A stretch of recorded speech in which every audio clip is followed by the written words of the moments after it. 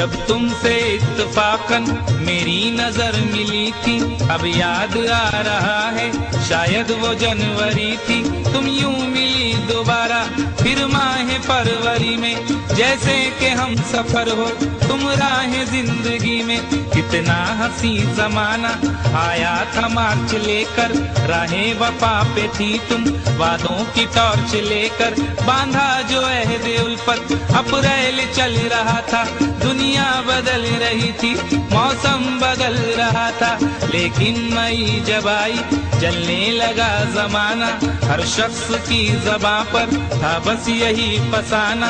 दुनिया के डर से तुमने बदली थी जब निगाहें, था जून का महीना लब पे थी गर्म आहें।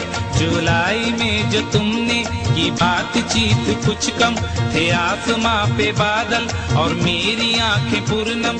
माहे अगस्त में जब बरसात हो रही थी, बस आंसुओं की बारिश दिन रात हो रही थी।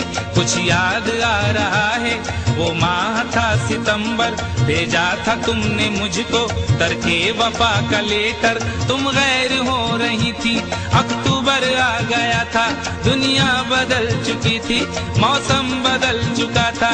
जब आ गया नवंबर ऐसी विरात आई, मुझसे तुम्हें छुड़ाने सजकर बारात आई। बेकैफ था दिसंबर, जज्बात मर चुके थे, मौसम था सर्द उसमें अरमा बिखर चुके थे। लेकिन ये क्या बताऊं